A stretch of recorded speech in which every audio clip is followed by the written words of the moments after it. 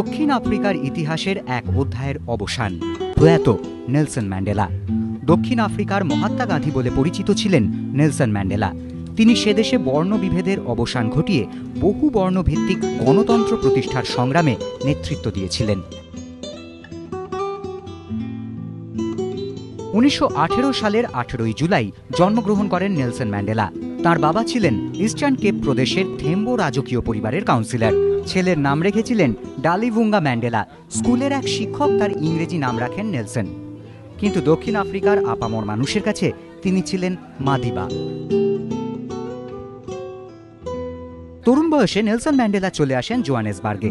সেখানে তিনি African national কংগ্রেসের যুব শাখার প্রেসিডেন্ট নির্বাচিত হন।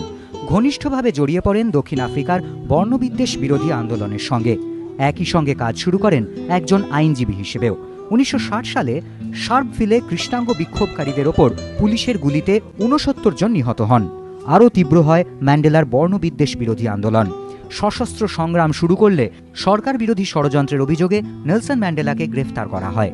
বিচারে তাঁর যাবজ্জীবন কারাদণ্ডে সাজা হয়। শুরু হয় দক্ষিণ আফ্রিকার কুখ্যাত রুবেন দ্বীপে তাঁর দীর্ঘ কারাজীবন। কিন্তু ক্রমশ নেলসন ম্যান্ডেলার মুক্তির জন্য দক্ষিণ আফ্রিকার সরকারের ওপর আন্তর্জাতিক চাপ বাড়তে থাকে।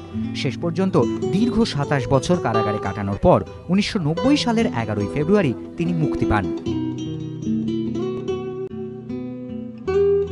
শুধু দক্ষিণ আফ্রিকা নয়, বিশ্বের বিভিন্ন দেশে শান্তি প্রতিষ্ঠায় তার ভূমিকার জন্য 1993 সালে শান্তির জন্য নোবেল পুরস্কার পান নেলসন ম্যান্ডেলা।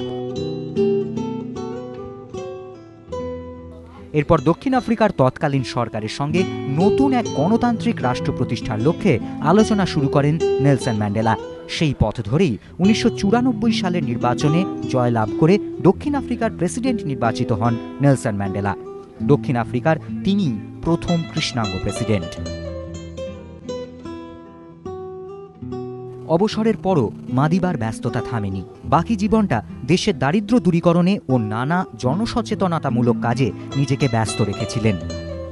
শুধু দক্ষিণ আফ্রিকার কাছেই নয়, গোটা বিশ্বের কাছেই বর্ণবিদ্বেষ বিরোধী আন্দোলনের অনুপ্রেরণার অপর নাম নেলসন ম্যান্ডেলা। এবিপি আনন্দ।